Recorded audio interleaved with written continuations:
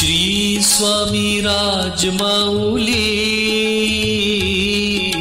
श्री स्वामी राजमाऊली, श्री स्वामी राजमाऊली, श्री स्वामी राजमाऊली, श्री स्वामी राजमाऊली, श्री स्वामी राजमाऊली. श्री स्वामी महाराजांच्याच आशीर्वादाने त्यांचा जन्म झालेला. त्या स्वामी कृपांकित होत्या. लहानपणी जेव्हा जेव्हा आपल्या वडिलांबरोबर ते अक्कलकोटला येत असत, जणू काय त्यांना आपल्या आजोबांनाच भेटल्यासारखा आनंद होत असेल. मध्ये महाराजांना मिठ्या मारत, महाराजांची चुंबन घेत आणि स्वामी महाराजांच्या मांडीवर बसत महाराजांची गप्पा मारत.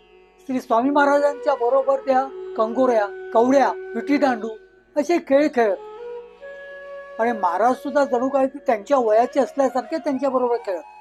भक्त मंडळी, आजवर आपण कितीतरी श्रींचे सवंगडी या नावाखाली आपण एपिसोड केलेले आहेत. स्वामी महाराज लहान लहान पोरांबरोबर खेळत असत, खूप मस्ती मजा करत असत, जणू काय ते समवयस्क आहेत. आणि ह्या पोरांचं स्वामी महाराजांवरती खूप प्रेम होतं, अतोनात प्रेम होतं. आणि त्यातलीच ही एक लहानगी मुलगी होती. श्री स्वामी राजमाऊली.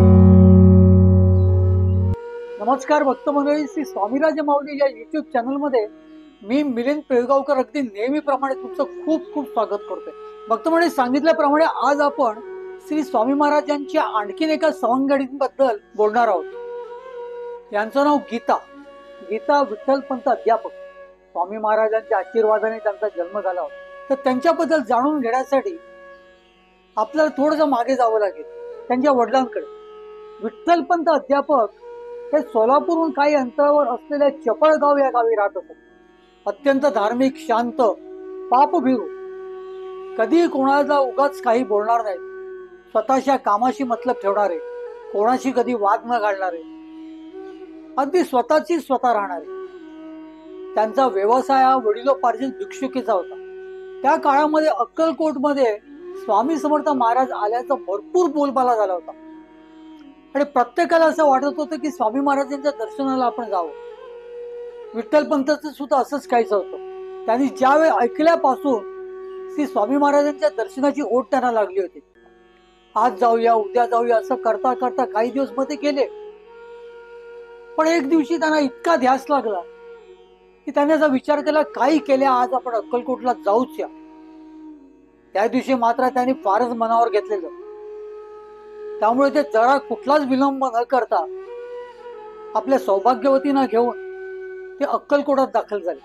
महाराजांचं त्यांना दर्शन घडताच ते इतके प्रभावित झाले की त्यांनी असं ठरवून टाकलं मनाशी की आता आपण कुठे जायचं नाही, आता आपण महाराजांच्या सानिध्यातच कायम राहायचं. हे विठ्ठलपंत भिक्षुकी तर करत होते, पण त्याचबरोबरीने या चपळ गावामध्ये शिक्षक सुद्धा होते. त्यांनी आपल्या शिक्षकाच्या नोकरीचा जरा पण विचार केला नाही आणि त्यांनी अगदी मनाशी इतकं ठरवलेलं की आता आपण महाराजांना सोडून कुठेच जाणार नाही. ते स्वतः जसे स्वामी महाराजांना बघून इतके प्रभावित झाले होते, तसेच त्यांच्या सौभाग्यवती गंगाबाई सुद्धा स्वामी महाराजांना पाहून खूप प्रभावित झाल्या होत्या. या दोघांचं एकच मत पडलं की आता आपण कुठेच जाऊया नको. प्रत्यक्ष परब्रह्माचं दर्शन घेतलेलं आहे आणि प्रत्यक्ष परब्रह्माच्या सानिध्यात जर आपल्याला राहायला मिळालं तर त्या पलीकडे आपल्या आयुष्याचं सोनं होण्याचा कुठलाच वाव नाही आणखी. त्यामुळे हे दोघंही अक्कलकोटात कायम राहिले. स्वामी महाराजांची ते सेवा करत असत. विठ्ठलपंतांना पुराण सांगायचा नाद होता. त्यामुळे ज्या ज्या वेळेला स्वामी महाराज वटवृक्ष देवस्थानामध्ये असायचे, त्यांचं वास्तव्य ज्या ज्या वेळेला वटवृक्ष देवस्थानाच्या तिथे असायचं, म्हणजे आजचं ते वटवृक्ष देवस्थान जरी असलं तरी ते पूर्वीचं ते कर्जाळकरांचं परिस, आज जे आपल्याला वटवृक्ष दिसतंय त्याच्या मागे जो स्वामी महाराजांचं गर्भगृह आहे त्याच्याही मागे कर्जाळकरांचा वाडा होता.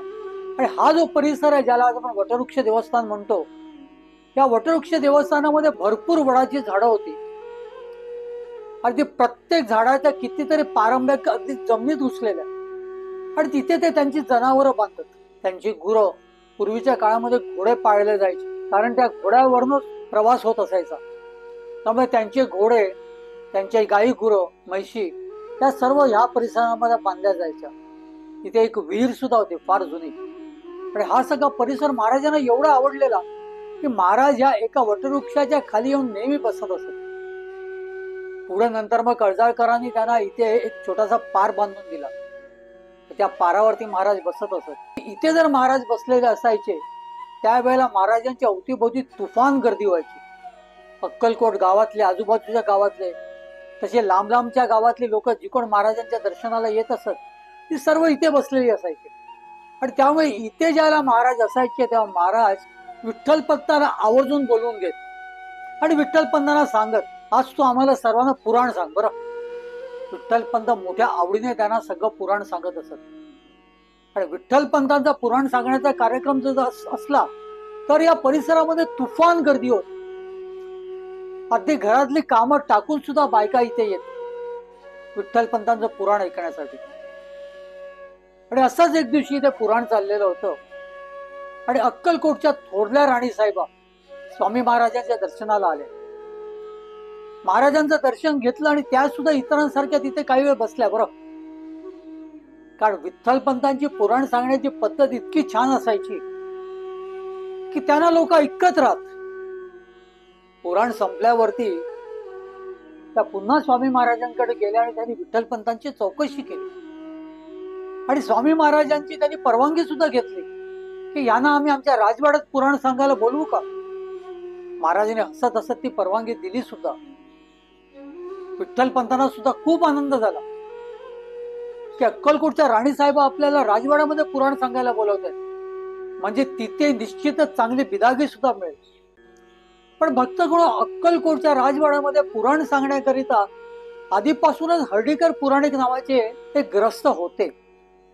जेव्हा त्यांच्या लक्षात आलं की आपल्यापेक्षा जास्ती महत्व या विठ्ठलपंत पुराणिकांना मिळते तेव्हा साहजिकच ते त्यांचा द्वेष करू लागले, ते त्यांना मत्सर करू लागले. सुरुवातीच्या काळामध्ये त्यांनी त्यांना समजवलं सुद्धा, विठ्ठलपंत मी इथे पुराण सांगायला आहे, तुम्हाला राणी साहेबांनी बोलवलं असेल, एखाद्या वेळेला या आणि इथून तोंड काळं करा, इथे परत येऊ नका, पण तुमच्या येण्याने मला त्रास होतो. पण राणी साहेबांचा हुकूम असल्यामुळे विठ्ठलपंतांना काहीच करता आलं नाही. शक्य पण जे करणं किंवा कोणाचे नकळत त्याच्याबद्दल खलबत करणं हा विठ्ठलपंतांचा स्वभावच नव्हता. ते पेचात पडले. राणी साहेबांनी सांगितलं यायचं आणि हर्डीकर सांगता येऊ नको, मग कोणाचं ऐकायचं. मग राणी साहेब आता ज्येष्ठ आहेत त्यामुळे आपण त्यांचंच ऐकूया आणि शांत बसूया.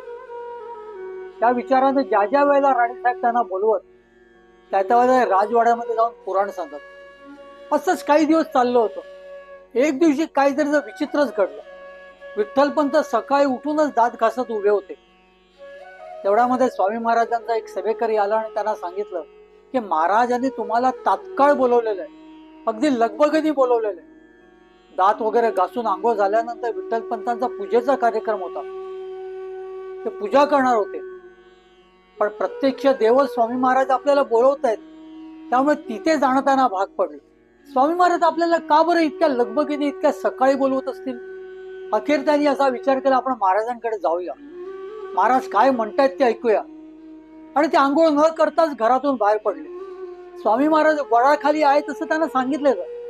त्यामुळे त्या वडाच्या दिशेने ते जात असताना मध्येच रस्त्यामध्ये त्यांना एक इतकी छान आणि सुंदर देखणी छोटीशी मुलगी दिसली. इतकी गोंडस आणि इतकी छान मुलगी होती, ती लहान मुलगी होती, खूप लहान मुलगी होती. तिच्याकडे विठ्ठलपंतांचं लक्ष गेलं.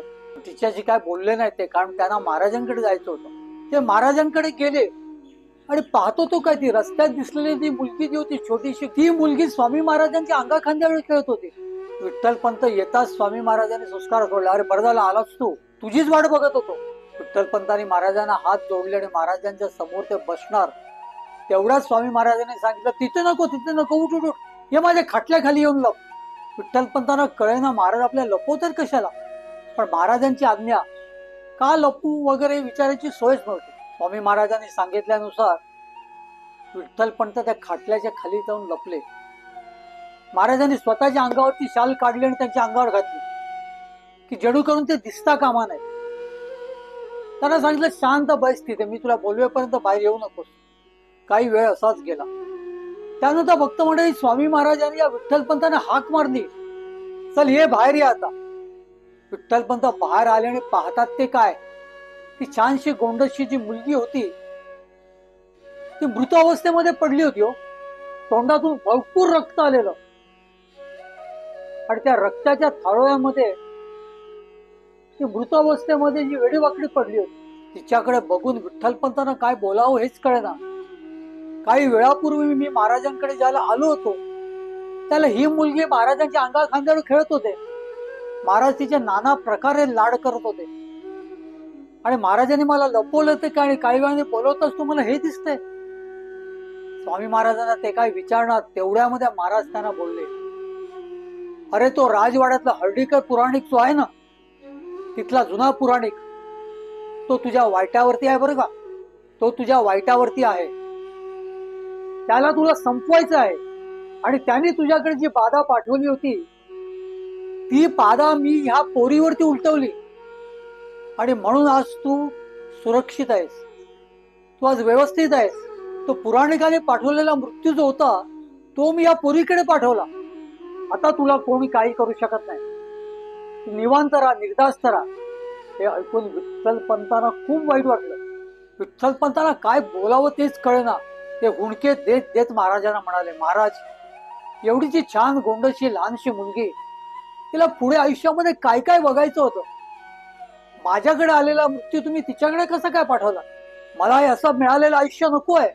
माझ्या ऐवजी कोणाचा जीव जाईल असं मला आयुष्यच नको आहे.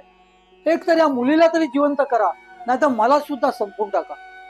मला सुद्धा मृत्यू द्या, मी आनंदाने मरीन, पण या मुलीला जिवंत करा.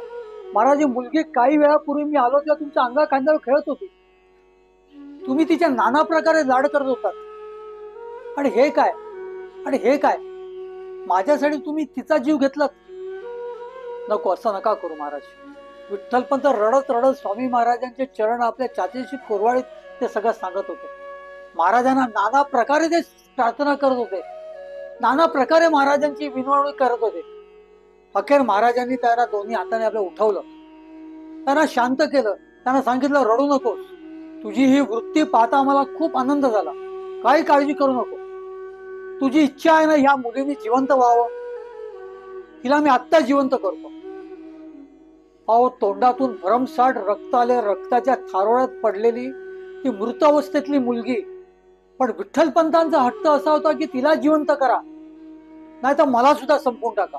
महाराज त्यांच्यावरती प्रसन्न झाले होते.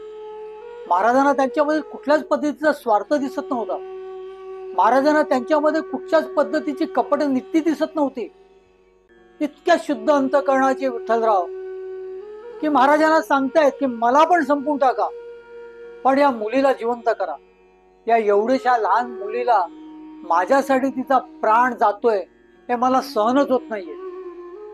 हे माझ्या कल्पनेच्या बाहेरच आहे.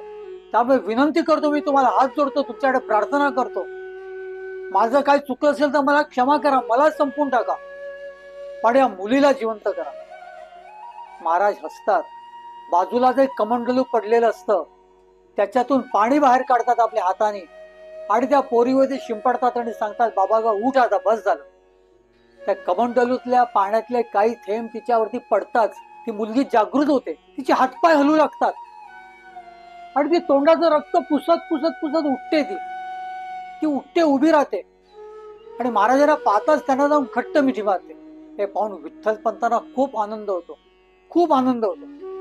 आपलं महाराजांनी ऐकलं, आपली प्रार्थना महाराजांचरणी रुजू झाली.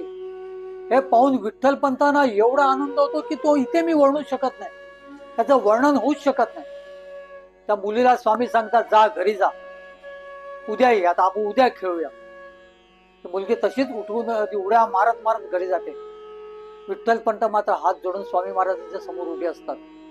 विठ्ठलपंतांना स्वामी महाराज सांगतात, बाबा रे, आता तुझं इथे राहणं काय बरोबर मला वाटत नाही. तू एक काम कर, अक्कलकोट सोडून इथून निघून जा. आपल्या उदरनिर्वाहार्थ स्वामी महाराजांच्या कडे विठ्ठलपंत आले होते खरे, पण ते स्वामी महाराजांचे निस्सीम भक्त झाले होते, जणू महाराजांचेच होऊन गेले होते. आणि अशा वेळेला एका दिवशी महाराज त्यांना सांगताय की तू अक्कलकोटच सोडून जा, अक्कलकोटात थांबू नकोस, तुझ्या जीवाला धोका आहे. हे ऐकून त्यांना फार वाईट वाटतं. पण महाराजांची आज्ञा असते ती महाराजांना समजवण्याचं कोणामध्येच धाडस नव्हतं तर विठ्ठलपंतामध्ये कुठे असणार. महाराजांची आज्ञा ही महाराजांची आज्ञा. विठ्ठलपंत म्हणतात ठीक आहे स्वामी, मी सोडून जाईन अक्कलकोट. तेवढं तर महाराज पुन्हा गरजतात, अरे सोडून जाईन नाही, आत्ताच्या आत्ता अक्कलकोटातून निघ, जा घरी जा, तुझं सगळं जे काही सामान आहे ते सगळं गोळा कर आणि आत्ताच्या आत्ता अक्कलकोटातून निघून जा. भक्त मंडळी ते धावपळीने महाराजांनी सांगितल्यानुसार आपल्या घरी जातात. पत्नी गंगाबाईला सगळं काही सांगतात. गंगाबाई सुद्धा त्यांना सांगतात की स्वामी महाराजांची आज्ञामध्ये आपल्याला ऐकायलाच पाहिजे, पण जाणार कुठे. तर त्यांचं असं ठरतं की पुन्हा आपण आपल्या मूळ गावी चपळगावीच जावं. आणि हे सगळं गोळा करून अगदी 2-4 मोजकी खाकोटीला लावतात. ते वाटेत ते पुन्हा स्वामी महाराजांकडे जातात. महाराजांचं दर्शन घ्यायला, महाराजांचा निरोप घेतल्याशिवाय त्यांना तिथून निघता येत नसतं. आणि जेव्हा ते महाराजांचा निरोप घ्यायला जेव्हा जातात तेव्हा महाराज गंगाबाईंच्या ओटीमध्ये 2 नारळ टाकतात आणि सांगतात जा, व्यवस्थित राहा, सुखी राहा. महाराजांचा तो आशीर्वाद घेऊन, महाराजांचा तो निरोप घेऊन ते पायी चपळगावकडे निघतात. त्यावेळेला आजच्या सारखी अगदी तुम्हाला सांगतो ना की गाडी घोड्यांची सोय नसायची. अगदीच एखाद्या धनिक माणसाकडेच ती सोय असायची. स्वतःची बैलगाडी असायची, स्वतःची घोडे असायचे. बाकी एरवी सगळ्यांचा प्रवास पायीच असायचा. पण चपळगाव एवढं काय लांब नव्हतं. नाही म्हटलं तरी थोड्या अंतरावरती होतच होतं. विठ्ठलपंत आणि गंगाबाईने अक्कलकोट सोडलं. ते पायी चालत चालत काहीसा वेळ त्यांना गेला खरा. ते आपल्या गावी चपळगावला पोचले आणि चपळगावला पोचताच चपळगावच्या ओट्यावरती स्वामी महाराज एक हात कमरेवर घेऊन उभे असल्याचे त्यांना दिसले. आपले स्वामी महाराज आपल्या गावात या ओढ्यावरती उभे आहेत हे पाहून त्याला इतका आनंद झाला की त्या दोघाही नवरा बायकोनी जाऊन महाराजांच्या चरणावरती आपलं डोकं ठेवलं. त्यांना खूप आनंद झालेला. अक्कलकोट सोडताना त्याला हेच दुःख होतं की आता पुढे महाराजांचं दर्शन कधी घडेल, आता आपल्या नशिबामध्ये महाराजांचं दर्शन आहे का. पण त्यावेळेला महाराजांनी त्यांना सांगितलं की तू तुझ्या गावामध्ये, या गावामध्ये शांत बैस.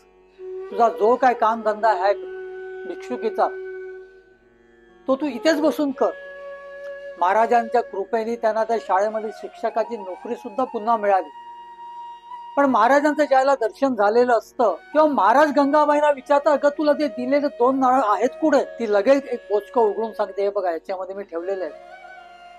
बरं एक काम कर, त्याच्यातला एक नारळ घे आणि या ओढ्यात टाक बरं. महाराजांची तशी आज्ञा होताच ती कसलाही न विचार करता त्यातला एक नारळ ती घेते आणि त्या ओढ्यातल्या पाण्यामध्ये टाकते. महाराज तिला सांगतात, आता तुम्ही दोघंही घरी जा, शांत व्हा, कधी व्यवस्थित राहा. तुमच्यावरती माझा कायम वर्चस्व असेल. मध्ये मध्ये तुम्हाला जेव्हा वाटेल दर्शनाला येण्यास तेव्हा तेव्हा तुम्ही अक्कलकोटामध्ये या, नक्कीच या. मला तुमच्याकडून पुराण ऐकायचे. तुम्ही दोघंही अक्कलकोटात येत जा, पण अक्कलकोटा राहू मात्र नका. तिथे दर्शन घ्या आणि ताबडतोब चपळगावी आपल्या घरी या. महाराजांना ते नमस्कार करून पुन्हा निरोप घेतात आणि आपल्या घरी जातात. महाराजांना नमस्कार करून महाराजांचा ते पुन्हा निरोप घेतात आणि तो एक नारळ महाराजांनी जो दिलेला असतो तो घेऊन ते आपल्या घरी जातात. त्यानंतर भक्तगण 1 वर्षाच्या आतच त्यांना 2 आपत्ती होतात. गंगाबाईंची प्रसूती होते. बाईंना सुंदर छान देखणी अशी 2 बाळं होतात. एक मुलगा असतो आणि एक मुलगी असते. महाराजांनी जे 2 नारळ दिलेले असतात त्याच्याचमुळे मला आज मुलगा आणि एक मुलगी झालेली आहे हे गंगाबाईंना आणि विठ्ठलपंतांना समजलेलं असतं. पण एक त्यातला नारळ जो स्वामी महाराजांनी त्या ओढ्यात टाकायला सांगितला त्याबद्दल सुद्धा या दोघांचंही मन सशंक असतं. त्यांना कळत नाही 2 नारळ आपल्याला दिले होते त्यानुसार आपल्याला 2 मुलं तर झालेली आहेत, 2 पोरं तर झालेली आहेत, मुलगा झाला, एक मुलगी झालेली आहे. पण तो एक नारळ जो ओट्यात टाकायला लावलेला आपल्याला महाराजांनी त्याचा अर्थ काय होता. आपल्या 2 छोट्या छोट्या लेकरांपैकी, 2 छोट्या छोट्या बाळांपैकी एक बाळ आपण गमावणार तर नाही आहोत ना, ही भीती त्यांच्या मनामध्ये असते. आणि पुढच्या काळामध्ये असंच घडतं. गंगाबाईंच्या 2 पोरांपैकी जो मुलगा जो असतो त्याचं नाव भागवत ठेवलेलं असतं आणि या पोरीचं नाव ठेवलेलं असतं गीता. काही वर्षांनी हा भागवताचा अकाली मृत्यू होतो.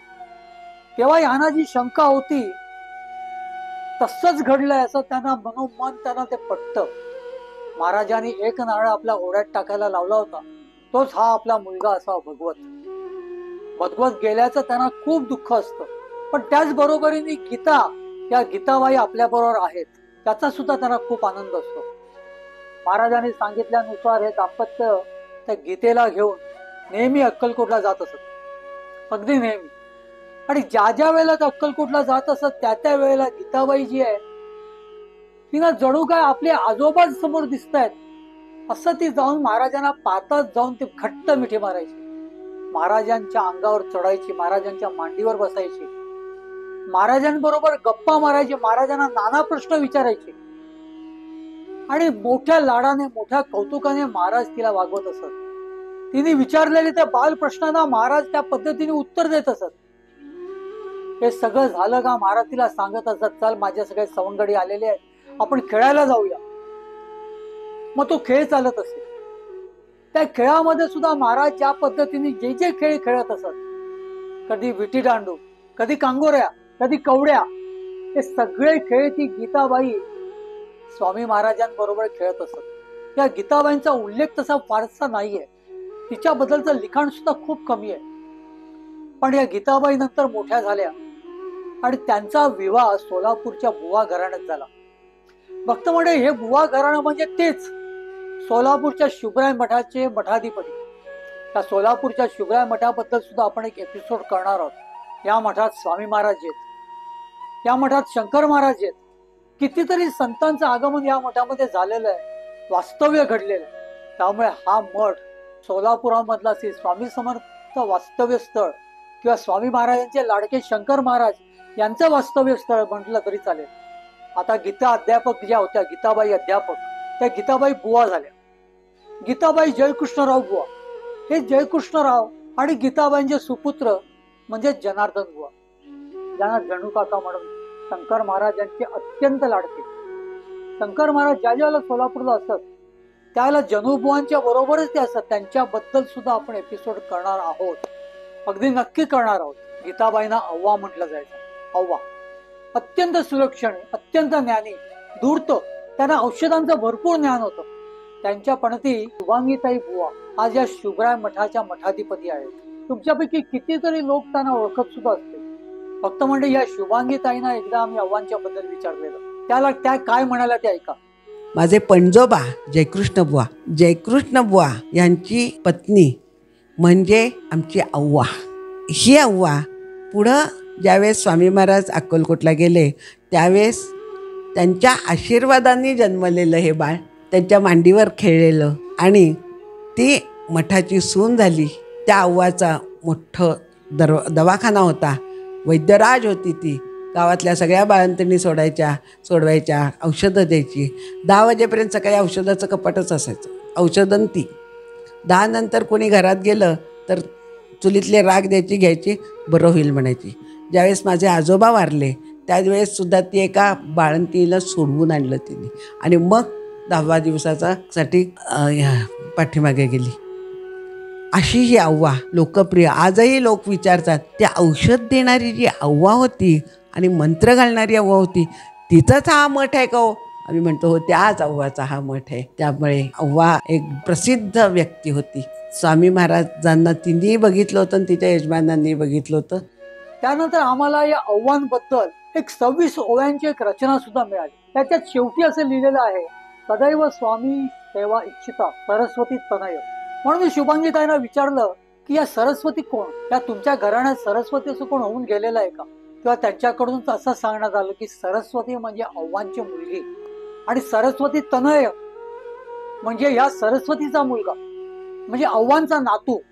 या अव्वांच्या नातवानी आपल्या आजीबद्दल, अव्वांबद्दल 26 ओव्यांची एक रचना करून ठेवलेली आहे. ती मुद्दामून मी तुम्हाला ऐकवतो. अक्कलकोटा नजिक आहे चपळ गाव एक, राहत होते अध्यापक हे पिढी जात भिक्षुक. अध्यापक कुळी जन्म घेतला विठ्ठल पंतांनी, पुराण सांगुनी गादी चालविली मोठ्या कीर्तीने. संत शिरोमणी अक्कलकोटी अवतरले महाराज, कीर्ती तयांची पसरे जगती जागृत आहे आज। निश्चय केला विठ्ठलपंते दर्शन घेण्याचा, अहर्निशही ध्यास लागला स्वामी सेवेचा। स्नान करोनी दर्शनाविना घेईना भोजन, अखंड व्रत हे चालू ठेविले विठ्ठलपंतान। करुणी स्वामी सेवाही मग पुराण ते सांगती, श्रोते गण हे वडा खालती एकत्रित जमती। नित्य नेम हा चालू लागला विठ्ठलपंतांचा, दर्शनास्तव मेणा आला राणी साहेबांचा। दृष्टीस पडला श्रोते गण हा पुराणही ऐकिले, राजमंदिरी पुराणास्तव आमंत्रण आले। राजमंदिरी पुराण सांगत होते हर्डीकर, विठ्ठलपंतही जाता तेथे सुरू झाला मत्सर। विठ्ठलपंता बोलाविले स्वामी महाराजांनी, त्यावेळेला दात घाशीत होते राखंडीने। आत्मस्फूर्तीची हाक ऐकुनी गेले धावून, वाटेमध्ये नयना दिसली बालिकाही सान। स्वामीने मग विठ्ठलपंता पलंगाखाली लपविले, तयावरोनी पांघरुणही घातली ही शाल।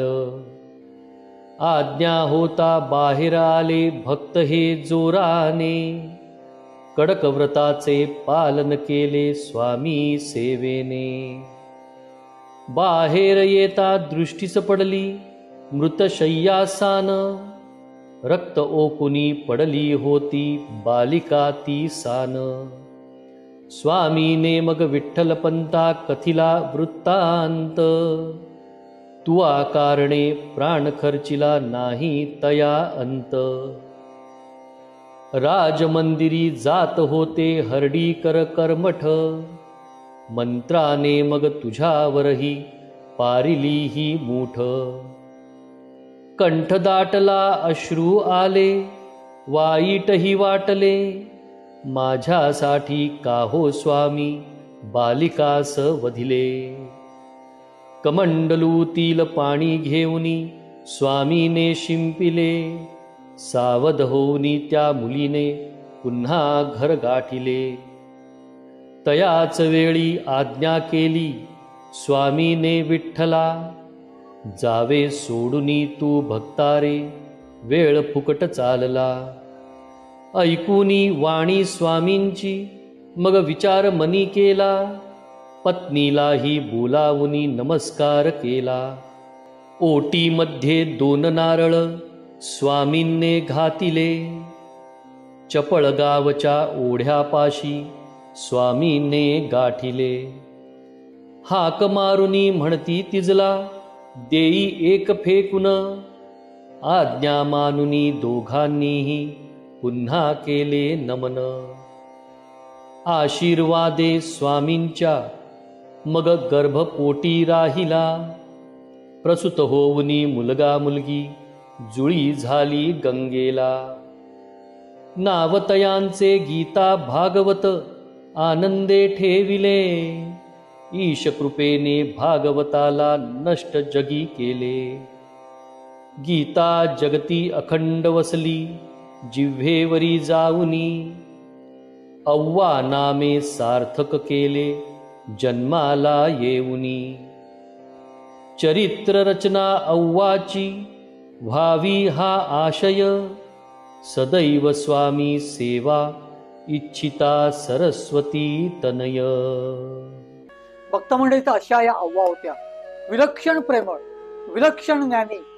त्यांनी सर्वांचं आदरातिथ्य केलं, सर्वांना शुभराय महाराजांच्या, स्वामी महाराजांच्या, शंकर महाराजांच्या सेवेत आणलं। शंकर महाराजांना सुद्धा त्या आई समान होत्या बरं का। तर अशा या स्वामी समर्थ महाराजांच्या आशीर्वादाने या अव्वांचा जन्म झाला।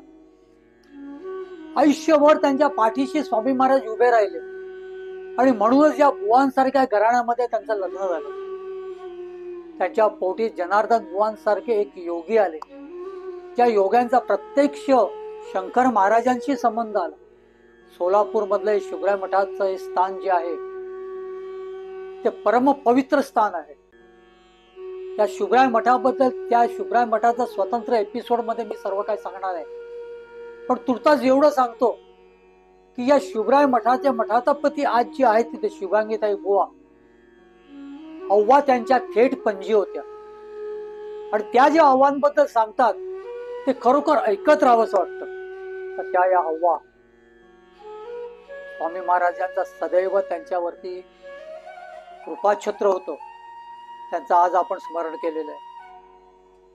त्यांना नमस्कार करूया. भक्त मंडळी, स्वामी महाराजांना नमस्कार करूया. जनार्दन बुवांना नमस्कार करूया. त्यांचे पुत्र जनार्दन बुवा होते, त्यांचे पती जयकृष्ण बुवा यांना सुद्धा नमस्कार करूया. आणि अर्थातच शुभांगी ताईंना सुद्धा इथूनच नमस्कार करूया. आणि अगदी नेहमीप्रमाणे आपले गुरुदेव श्री स्वामीसुत महाराजांनी स्वामी महाराजांकडे जे पसायदान मागितलेलं आहे ते सुद्धा मागूया. तत्पूर्वी पुन्हा एकदा ह्या सर्व विभूतींचं स्मरण करून मनसोक्त प्रमाणे नेहमीसारखं म्हणूया, श्री स्वामी समर्थ. स्वामी देई हेची दान, नित्य चरणाचे दर्शन, चरणाचे दर्शन, नित्य चरणाचे दर्शन. मज नको धन दारा, तुझ्या चरणी द्यावा थारा, चरणी द्यावा थारा, तुझ्या चरणी द्यावा थारा. मज ठेवावे भिकारी, सुखे करीन चाकरी, सुखे करीन चाकरी. तुझे नाम माझी जोड, मुखी राहो तेची गोड, राहो तेची गोड, मुखी राहो तेची गोड. स्वामी देई हेची दान, नित्य चरणाचे दर्शन, चरणाचे दर्शन, नित्य चरणाचे दर्शन. तुझ्या चरणी माझा माथा, ऐसे करी दीनानाथा, ऐसे करी दीनानाथा. तुझ्या नामी लागो छंद, मज द्यावे दास पद, द्यावे दास पद, मज द्यावे दास पद.